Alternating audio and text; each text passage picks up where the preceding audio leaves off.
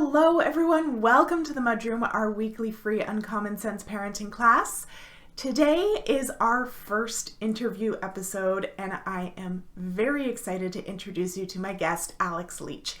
Alex is a parenting and neurodiversity coach for parents of teens, and her aim is to support parents in raising independent, self-directed, resilient adults.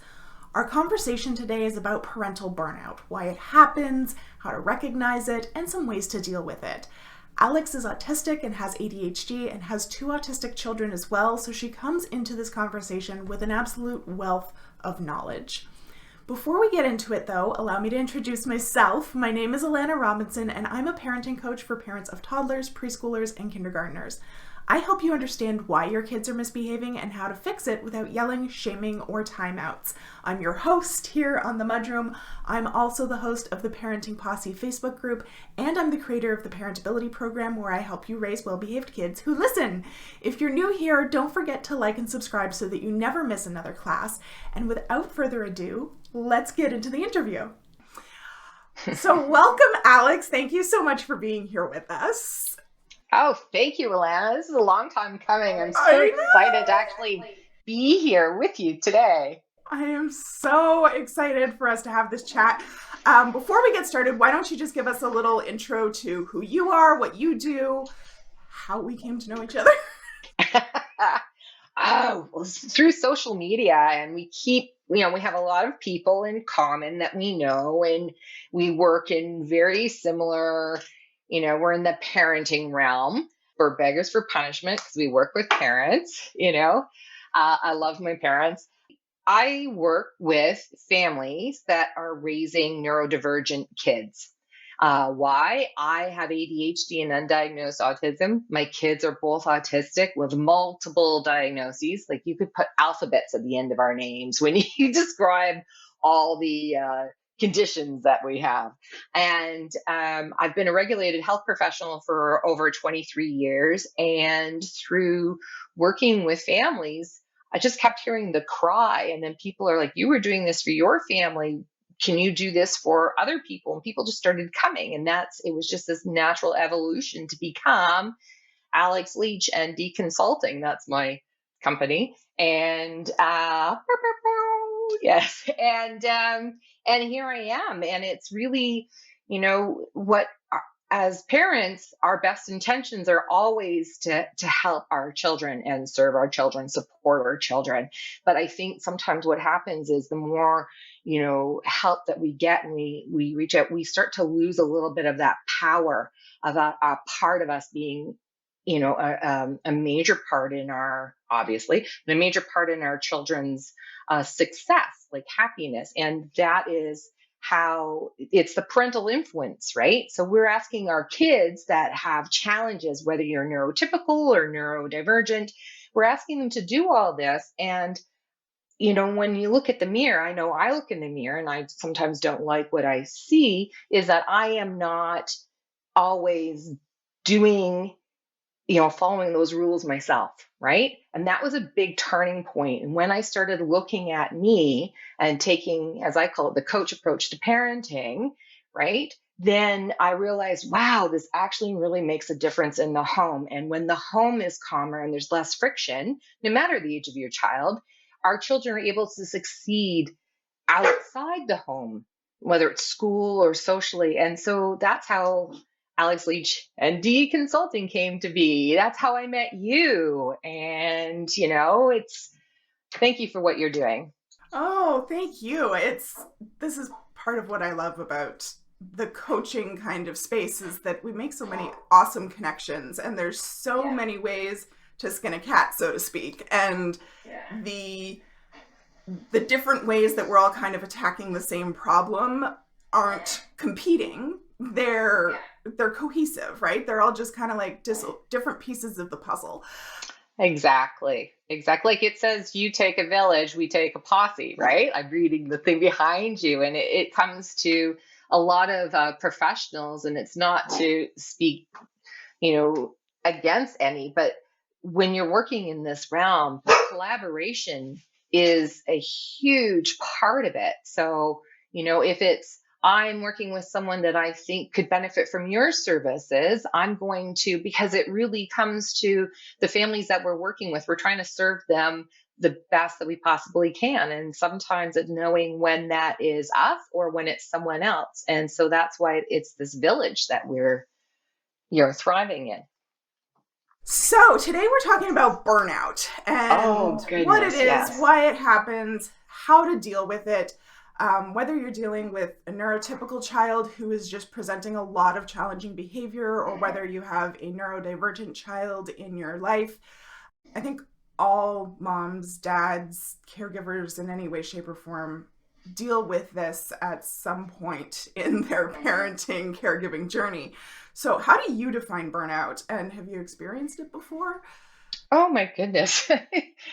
It's like, I don't want to say it's my best friend, but it shows up often, right? Because there's only so much that we as parents can do, right? Like we have things coming at us all the time. Like even just put, you know, work and our own relationships with our own families and our parenting partners aside. It's a full-time job raising kids, right? And then you have everything else. So burnout is that where you're just, it's almost like you become numb. That's like the starting, like for me, that was the number one indicator where I was becoming just a little more withdrawn. I wasn't depressed. I wouldn't classify it as depressed or blue, but it just became sort of numb and tired and less engaged. And that in itself has a lot of repercussions, right? Yeah, I had And the and same a, thing. Like when yeah. I hit kind of burnout in December-ish this last year, and the big red flag for me was that I just wasn't feeling joy in anything, like things that I would usually be super excited about, or that I would at least be like, oh, isn't that wonderful? As you said, there was just numbness. Nothing was bringing any kind of emotion out of me. Yeah. Burnout, it's one of those things that, we totally, as I said, it's as parents, we don't classify ourselves as caregivers, but it's one of those things that we judge ourselves for because we're not doing what we know we can do, right? And it becomes this very vicious cycle, and we start beating ourselves up. And when we're always talking about, you have to take good care of yourself and self-care, which, it's not going to the spa. A lot of it sometimes is just accepting and acknowledging that you're exhausted, right? And what are the small things? Like, yes, we'd all love to go to a spa, but what are those small things that we can do? Sometimes it's just listening to a song that puts a smile on your face. It's a slow process. It's not something that you could just shake yourself out of, right? Like if we could, we all would, because nobody wants to feel that way, right? Well, and I think you bring up a great point about systems that you kind of have to put in place to help deal with your burnout. Because I know, like, for me, every time that I've burnt out, it's almost always been a result of an old system no longer suiting our life. Exactly. Exactly. Like, you hear those cliches saying the one constant in life is change. And we do change and things change. And it gets very, very frustrating when, especially when, you're raising, kids with complex challenges, right?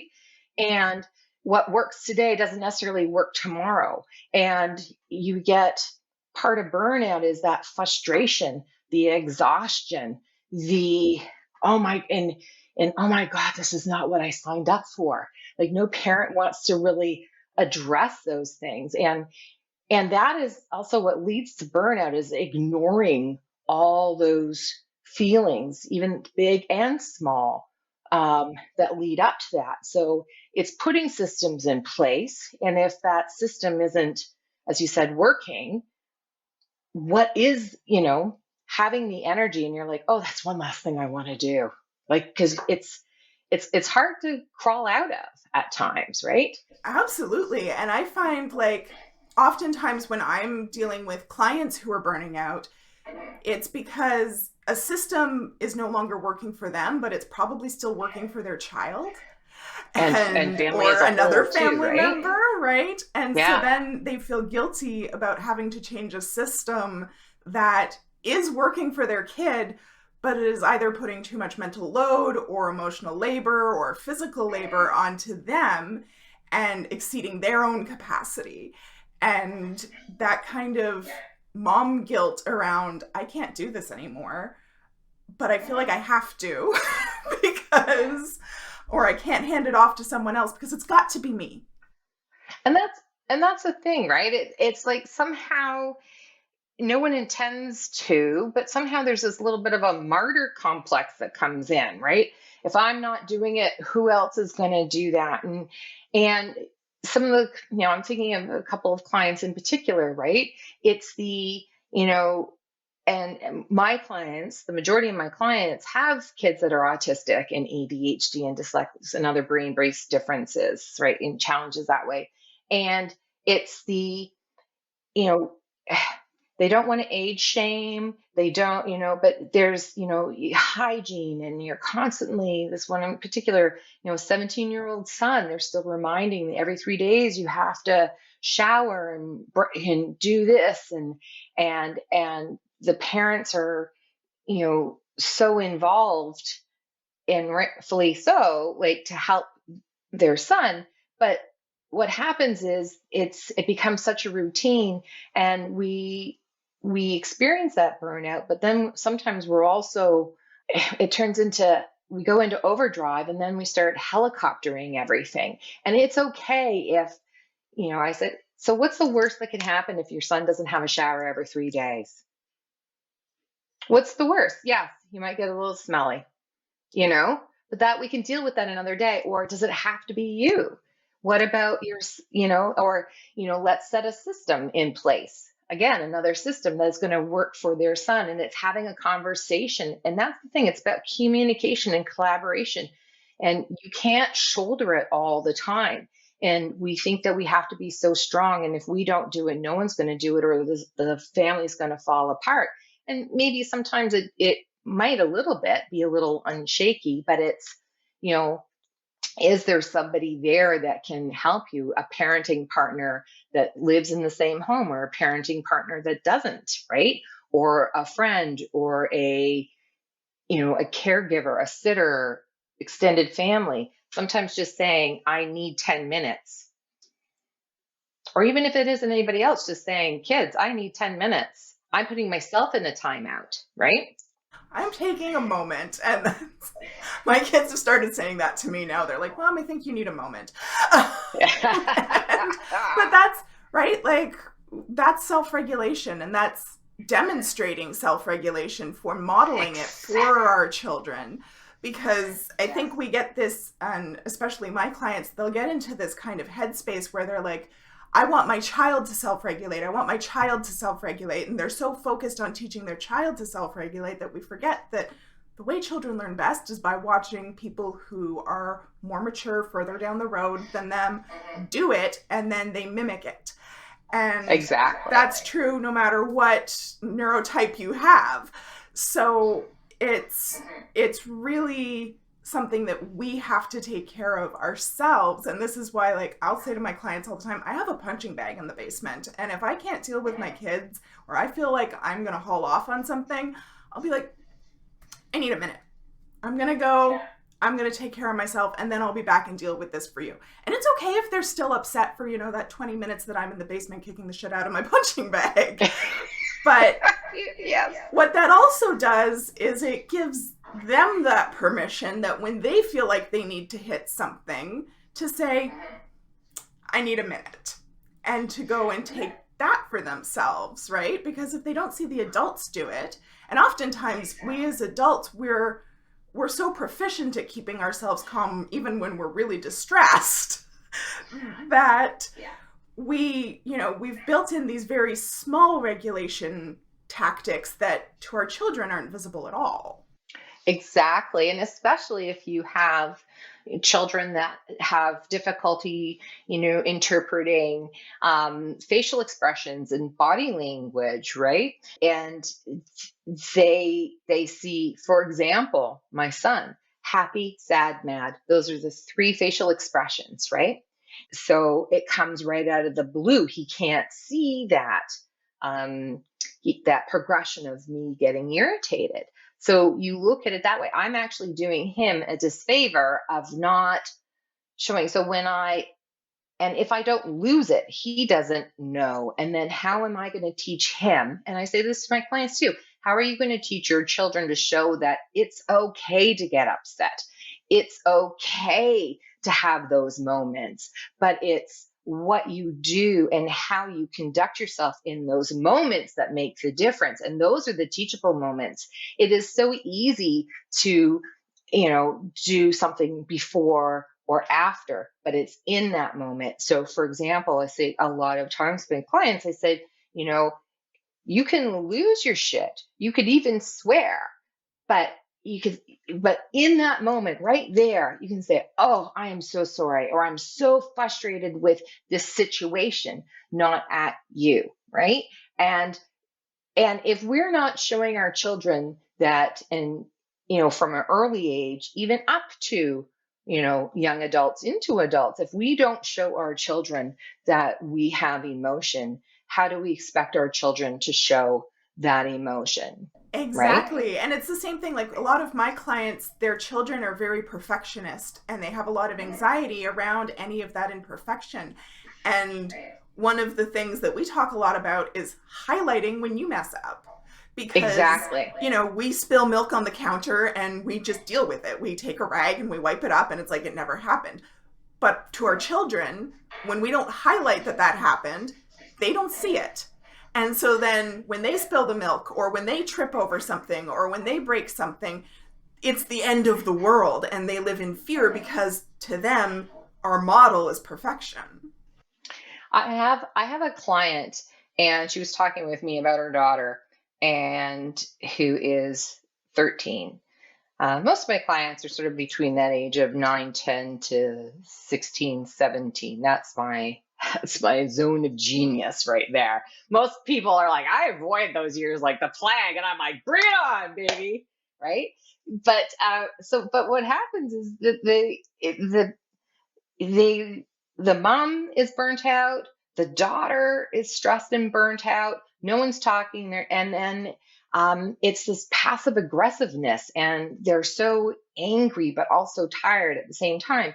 So when I'm working with them, we're just like, what do how does this make you feel? And they don't even want to share. So it starts, it's this, as we said before, it's this spiral, because suddenly there's these little micro traumas that happen within the family. It starts to erode the family, the parent child relationship. And then that starts eroding, not irreparable, but it starts to erode the whole family dynamic. So it's like when that parent is burnt out, and burnt out can be an absolute withdrawal. Burnt out could also be very explosive. It's how you are in the moment. It could be sobbing, right? It could be going to bed. You get up, get the kids out the door, and go back to bed, right? It's zoning out. It's an avoidance, actually. And what happens is we just end up becoming numb and not feeling. And then there's no collaboration that's happening within the family, right? And back to this, I was going somewhere with this, back to my ADHD brain, sorry, but this mother-daughter relationship, right? When she's having challenges with her friends and everything else, she's withdrawn. She goes, I don't want to be combative. I don't like conflict.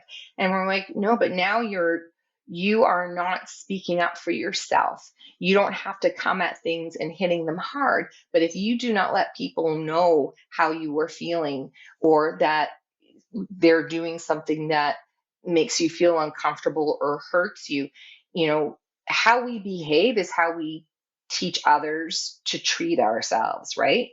And I just love what you're saying, because what I'm hearing is that burnout is a lack of honesty about your emotions and how you're feeling with yourself and with the people around you.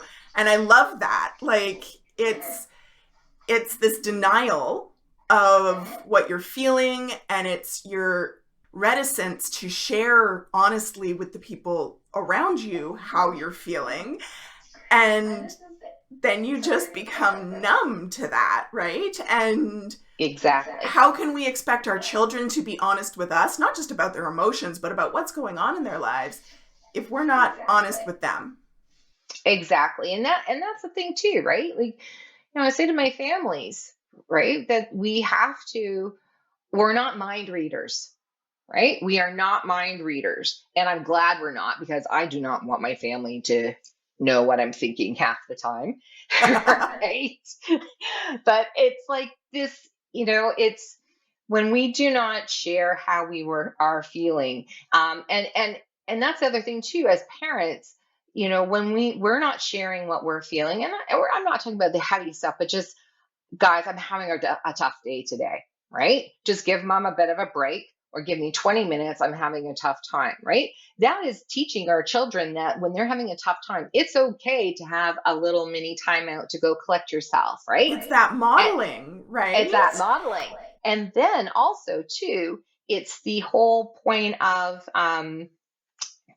we're teaching our kids to be productive and successful adults, right? And I mean success as in happy, well-adjusted, yes, to, and fulfilling all their capabilities and abilities to be, who they are truly and who they are meant to be. And if we are not teaching our children to be authentic, how can they experience an authentic life themselves, right? And even just saying, I have to vent. I don't need anybody to fix things. And that's a big thing too, as a parent, when we see our children struggling or withdrawn, right? And they go through their own periods of burnout, and we come in and we want to fix. And it can be so overwhelming, and that creates even more tension. And sometimes and then we're like, well, what's wrong with you? Why aren't you doing this? And you're just like, oh, there's that mirror, you got to put that mirror in front of you, and you have to say, I'm just going to vent, right? Keep everything away from the you, bring it into the I, right? And that's like one of the first lessons that, or, teachings, pearls of wisdom, whatever you want to call them. And I'd say it's so easy to say, you guys are driving me nuts, right? Let's change that, right? You don't have to change how you're feeling. You just say, oh, I'm being driven nuts by this situation. I'm overwhelmed. Oh, that's a good one because, like, and I'll be completely honest, last night I was not my best self. I had a bad evening. My son slammed his own fingers in our front door. I'm still not entirely sure how. Um, and my husband's deployed right now, so it's just me. I'm solo parenting. And then we got stopped in the middle of the road by some random guy and he started yelling at me about my headlights and didn't like how my headlights were aimed, which I was like, okay. And he would not get back in his car, so I ended up having to call the police so that he would go. And then we get to the pool where my son was having his swim team practice, and we pull up and he goes, uh-oh, I forgot my swim bag. So we had to turn around, go all the way back home, get his bag, bring it back. And by the time I got back to the pool, like, I was just, at an 11. I was overwhelmed to the extreme. And I did. I said, y'all are driving me crazy. But I love that reframing of, it's not that y'all are driving me crazy, it's that I am super overwhelmed and overstimulated right now. Yeah. And mommy just needs you to go and do something that isn't involving me because I need to calm down. And that's also too, we have to remember, right, as parents, that, and this is a big one, and this was a big one for me when I was in the early days and searching for help, and finding somebody that actually understood what I was going through was really, really difficult. Like 15, 16 years later, there's so much more conversation that's out there, right? And more people like yourself and myself that get it because we've gone through it. We're not just book smart. We have the lived experience plus all the training and education, right? And so when you are a parent and you are a caregiver and you're struggling, those are the things that you look for. Do your due diligence, but it's hard when you're burnt out, right? So, and it's one of those things that, and it's such a cliche, but it's a cliche because it's true. You have to, as the main caregiver, or even the secondary caregiver, whomever you are, you're burnt out. You have to put that oxygen mask on first. And usually it is the mother or the main nurturer that burns out first, because there is that, that emotional load.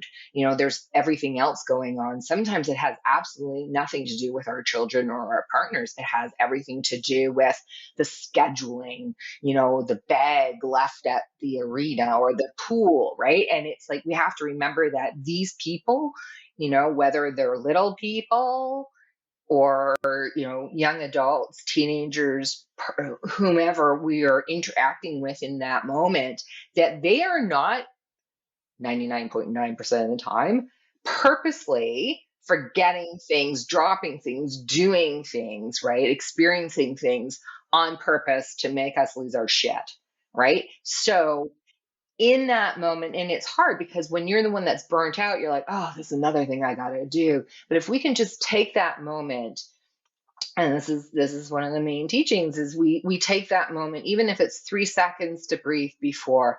And that is the difference between responding versus reacting, right? Taking that moment, but also having that compassion, self-compassion for ourselves, and having empathy for that other person that we're interacting with. And then, so that's the three. And the third step is what I call, blameless discernment, right? It's easy for us to judge somebody else or judge ourselves on something, right? Like I said before, nobody intentionally means to mess up, right? So understanding that, going, oh, I didn't mean to do that, instead of judging our child for that, or judging our partner, or judging ourselves for that, go, oh, a empathy, self, or the other, right? And then using that blameless discernment of, I know this is not what you intended to do, but this this is where we are and how we're going to.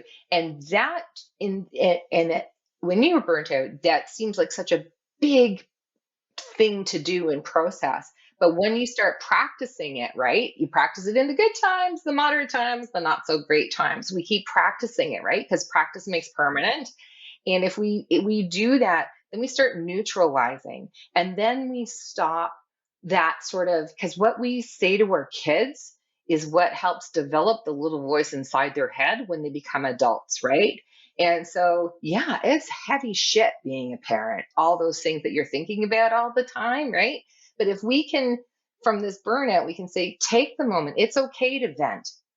Let somebody know that you're just venting. Sometimes it's just, yeah, if you're not a journaler, if you're not, just use the voice on your phone, the little voice recorder on your phone, and record a message and go, all these kids are driving me effing nuts. Blah, blah, blah, blah, blah, blah, blah, blah. Just get it out. Get it out of your head. Get it out of your body. Being the son. Oh, you have no idea how many times I pull up and I think my neighbors think that, the hoodlums are there because I've got Rage Against the Machine blaring in the car by myself. I think the car is going, and people think, oh, it's probably 17. And then there's this 55-year-old mom, listen to Rage. And let me tell you, it feels good. And it's all those little things that we can do that help, not necessarily prevent it, because it's not something that's going to go away, but we can mitigate it and we can lessen it. And then also, when we acknowledge it, we take its power away, right? Yes, absolutely. Absolutely. So I love how you mentioned that, like, sometimes it's just something like turning up the music, and there's science behind that, right? Like, that activates our vagal tone, it gets our nervous system engaged so that we can then calm down. It gives our brain one thing to focus on. What other strategies do you personally use to reduce your burnout? Personally, oh, well, the first one is, it's that self empathy, right? It's the empathy for self. It's the, oh God, I am, I'm sorry, like, just, word of life, January has been a hard month for me. A lot of things are going on, and I'm very slow to start, and I hear all the things in my head of all the things that I should be doing, could be doing, and I'm just like, no, because I'm actually choosing to have those thoughts, right? I'm beating myself up. Why am I doing that? So it's the awareness. So it's just being aware and using those negative emotions, or those, negative emotions, so they don't make you feel good, using those as alert systems and realizing that they're there and acknowledging it. And if it's something that I can, like, again, what's the worst that's going to happen if I don't do this? I like that. I call that intentional catastrophizing.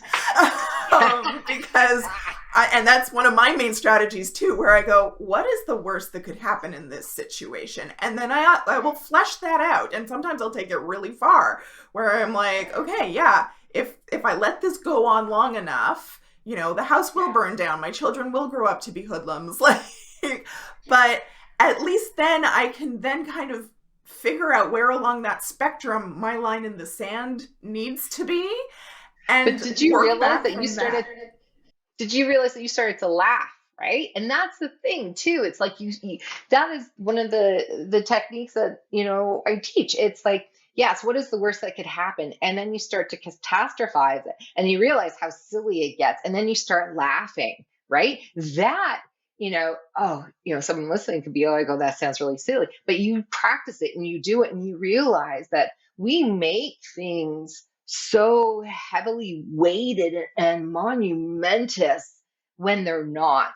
And we are our own worst enemies at that. So if you can just sit there and go, okay, I'm going to go like a runaway train and just take that thought, see how far it goes. You only get about 2 or 3 or 4 points, well, maybe 4 or 5 points in there, where suddenly you're like, oh my God, the odds of that happening. And you start to laugh. And that laughter right there, there's a chemical reaction that helps shift that emotion, right? And puts some of the endorphin and that feeling. And Physical manifestation. exactly. And I'm a self-proclaimed neuroscience geek. I studied neuroscience. I've been in that industry for so long. And there's a reason why it's so important. And when you understand that, like, our brains aren't these solid pieces of tissue, right? They're malleable. People hear about neuroplasticity and they're like, what is that? And really, and I said, what it is when you understand that, yes, change is hard. Change is really hard. Nobody likes to change. We're creatures of habit. We become so comfortable with being uncomfortable that it becomes comfortable again, Yes. right? Becomes And our new it's just like a baseline. exactly. And it's like a footpath, right? So you see this footpath. It's wide, it can be bumpy, but it's going somewhere. And the reason why it's such a prominent foot, because we're using that all the time. That is like the synapse, the neurons in the brain, right? And then suddenly we're like, well, yeah, okay, here's the parking lot. There's a footpath to the lake, but it's like sort of like an L shape. It's two sides of a square. I want to go to a more direct route, but there's no path, right?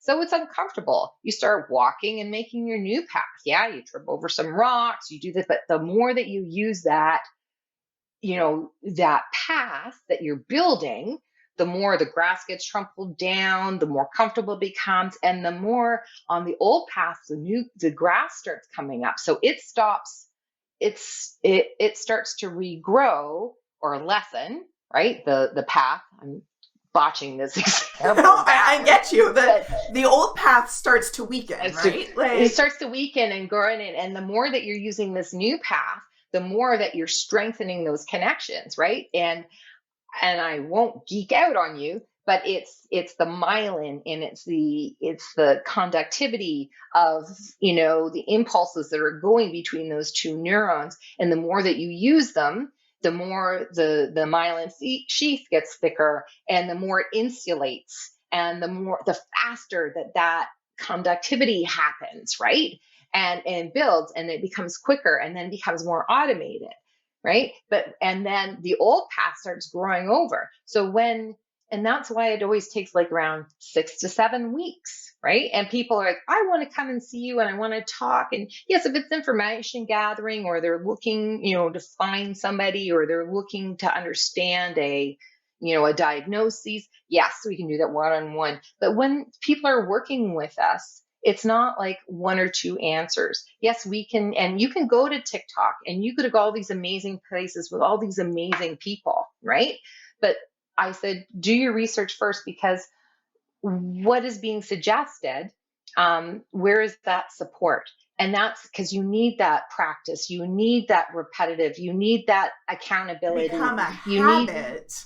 Yes, you need that support with it's a community, like parentability, like your community where there's other people talking in there to reinforce. It does take a village. It takes a community. It takes a posse. It takes a tribe. I call it a clan, my Scottish background, a clan, right? And we're all there to support each other to do it and remind each other, because we are human. We are perfectly imperfect, right? And if we keep that in mind, we're perfectly imperfect. We empathize and, have self-compassion for ourselves and others, right? And we practice it not only, in the moment, but pre and post, because that's a part of the neuroplasticity is you learn. You say, oh, that didn't really work well this time. It's not going to work the same time every time. It's not like going to a McDonald's where you get the same burger every time, the same taste every time, right?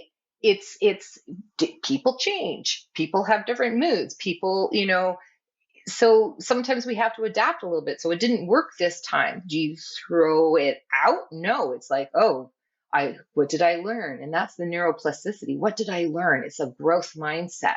And when we have a growth mindset, which isn't, yes, it's positive, but you can have positive growth and fix at the same time. We all do, but just being open to learning. And we make mistakes as parents all the time, right? Some of them own them in front of your kids. Some of them don't own, right?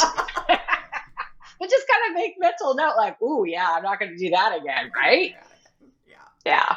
We could talk for hours and hours and hours, but burnout is a serious thing, especially when you're raising kids with complex challenges, whether your kids are atypical or neurodivergent, right? There's challenges, and no one said it was going to be easy, yet we still became parents, and we just have to be gentle with ourselves, accept that we are not immortals and super beings, that we do actually have to rest, and it's sleep. I don't know about you. I don't get the sleep that I used to get or should get, right? My kids are autistic and there's a lot of sleep issues. I'm also menopausal, right? But we do the best that we can when we can with what we have. And until we know better, right? And once we know better, then we do better. And better, it doesn't mean a judgment. It just means an improvement, a tweak, an enhancement, an optimization, right? I love that, because I often will say that, quote Maya Angelou, when you know better, you do better. But I think a lot of parents do interpret it like that. Well, better as in something that is this like complete rewrite versus just, it's just a tweak. It's just a slight path correction. It's a slight, moving of what we're doing. My son had his first sleepover, attempted his first sleepover this past weekend. And it was all going really well. I prepped him out the wazoo for it. I was all like up in his grill with a social story about how we behave at other people's houses and how sleepovers kind of work, because he'd never done it before. This was his first time by himself. It was all going well until about 10:30 at night when I got the call saying he's very upset and he wants to come home. And I was like, okay. So I went and I got him. And when he got in the car, I realized he was still fully dressed. And I was like, it's 10:30 at night. Why don't you have your PJs on? And he was like, oh my gosh, I forgot. And I was like, what do you mean you forgot? Did you brush your teeth? And he was like, no, I forgot. And I was like, you've been doing your bedtime routine since you were an infant. Like, what do you mean you forgot to put your PJs on and brush your teeth? And so when I called the mom later, I was like, I think the reason he couldn't sleep was because he wasn't in his PJs and he hadn't brushed his teeth. And she was like, oh my God, I feel so bad. They fell asleep watching a movie, and then he woke up and came upstairs crying because he woke up and he didn't know where he was. And she was like, I was so focused on calming him down that it didn't occur to me to suggest that he put his PJs on, his brush his teeth, and kind of redo his bedtime routine to see if that helped calm his body down. And she was like, I'm so sorry. I feel so awful that I ruined this. And I was like, no, no, no, no, no. This is not your fault, and it's not his fault. It was a learning experience for him that, hey, at night I have to be responsible for putting my own damn PJs on. And it was a learning experience for her too that, oh, if my child has a friend over and they haven't done a bedtime routine, that has to be a priority. And so it was a blameless situation, right? It was something that we have to tweak and try again another time. And so I love that, where it's like, when you know better, you do better. And it's not that better means like burning it to the ground and starting over. It just means taking the lessons as they come and trying again. And also too, it's know better, do better. It's the perfection, right? And this is a topic for another day. You and I can talk about so many things, and I look forward to that opportunity. But that's where also too, the way that we talk to our kids, like know better, do better, or we, somehow that can set an expectation, and an unattainable expectation because somebody thinks it's perfect, right? It's not a new better back next time meaning. And then in that moment, the parents is better means what I'm going to do is I'm going to talk to the parent to say, can you just make sure that before they, next time, hopefully there's a next time that they get their jams on first, and then brush their teeth. But if they're having snacks, that's okay. Like if they don't brush their teeth one night, like that's okay. But maybe prep up or say, okay, let's just do this. Right. And so, and that's that collaboration, right? It's the, you had that conversation with your son. And then, so now your son can say, that's a part of the prep, right? Yeah. Or, my kids, they're just like, oh, mom, if you give me another sticky note or an alarm on my phone, I'm like, okay, I get it. But like, where's that balance? I don't want to be, like a lot of parents that I work with, they don't want to be helicopter parents. And it's such an 80s term. And there was like, oh, I'm a helicopter parent. No, but really it's that balance of when to, and again, it's like, and all this leads to burnout, right? Because we're doing so much all the time. And it's the knowing when it's like ebb and flow. When do I see something coming and I have to let my kids, quote, fail or botch it up, right? But I'm not going to like, well, dude, you're on your own. It's these things that we do. So it is a juggling act. It's a balancing act. When can I come in and support? It's this, I talk a lot about hats, right? It's, I'm going to put a hat, I'm going to put my venting hat on. I'm going to put my parent hat on. I'm going to put a coach hat on, a consulting hat on. I always encourage families to, have these powwows, have these conversations in neutral emotional times, right? To say, okay, well, let's have these, let's have these things. Let's call them a hat or a shirt or a spoon or a baton, whatever you want to do, and say and set those up. And we're not going to remember them all the time, but just say, Mom, I need you. Like my kids say, Mom, I need you to have your coach hat on, right? Because that's where it's the listening, right, and not telling what to. This is a consultant hat.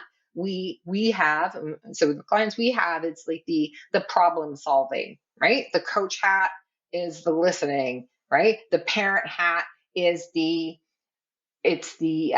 protective and the emotional and the, Mom, stop hugging me so hard, like the being the soft place to land. But also I can say, I have to put my parent hat on because this is a hard stop, right? I have my coach hat on because let's work this out. It's more collaborative listening, right? And then, I have to have the consultant hat on because I see that you're struggling with this. I have some suggestions. What do you think? Right? So whatever those hats are, or those, rules are that the families, come to an agreement with, right? It's not a dictatorship. And also too, it's the age of the child, your kids, right? That plays a big role. But we can have grown up conversations with younger children using that language, right? That's also a way that we model and teach our children to be successful, resilient kids, or it's how we speak to them. So age is not a hindrance, it's an adaptation of how we're going to talk, right? So, and when we have those conversations with our children, and it's never too late to start those conversations, right? But when we have those conversations to say, what do you need, or how can I help? We have had those conversations as parents, or in a family session, where we've come to these understandings, and we trust in ourselves enough, in our parenting abilities, to that we are teaching and modeling for our children the best that we can, and that also give our children the opportunity to take what they are learning and make it their own, because they're not carbon copies, right? They're not carbon copies. So they make it on their own, and it becomes collaboration. We're not willy-nilly, right? We're not saying, yes, here are the keys to the kingdom and off you go. But that's the whole, with the families that I'm working with, we said, let's take it into a collaboration, because collaboration is calming. Collaboration, you can still have differences of opinions, but it's respecting the other party as well, right? Yeah, and collaboration is not compromise. Exactly. Yeah. Oh, yeah. No. Many hard stops. That's my favorite. I said this 3 times already in our conversation today. Hard stop, and that is my code word for my kids. Hard stop. No, hard stop. Right. So you develop these things, and yes, things change. Our children grow up, situations change, and so what worked before sometimes doesn't always work the next time. And I always tell my kids, it's like organizing your kitchen cabinets or your closet, right? You organize it, everything looks really neat and tidy, and it works in a system, and then life gets messy, and it gets messy again. Then we have to take time and reorganize again, right? And that's the same in relationships, right? And that's the whole thing about family empowerment, and having that healthy family communication. It's that you're constantly going in. And that's the thing, is parents, a lot of times, and this is part of the burnout too, is that we get up to a certain point and things are working and we have a chance to breathe, and we just put our head down and go, right? And life happens. And sometimes that's in a span of a few months or a few years. And then suddenly what happens is, shit is hitting the fan, and you are so overwhelmed and exhausted, and you can't. And you find yourself in this crisis, is a heavy term, but a situation and circumstance where nobody's happy and no one is thriving and no one is flourishing. Right. And so we have to go back to that main caregiver. And when you are feeling burnt out, it's the last thing you want to do. But those are the little things that you can do for yourself that we talked about, the music and the things that, give you that breath of fresh air, and you can start coming back. But the thing is, though, the harder that you work at these things and the more challenging they seem at the beginning, they become easier, and then they become a way of life for your family. So absolutely, it's all that hard work that you've done in the earlier years and mid years that pays off later on, right? Yeah. Oh my God, if I was listening to this and I didn't have any children, I would not have children. Don't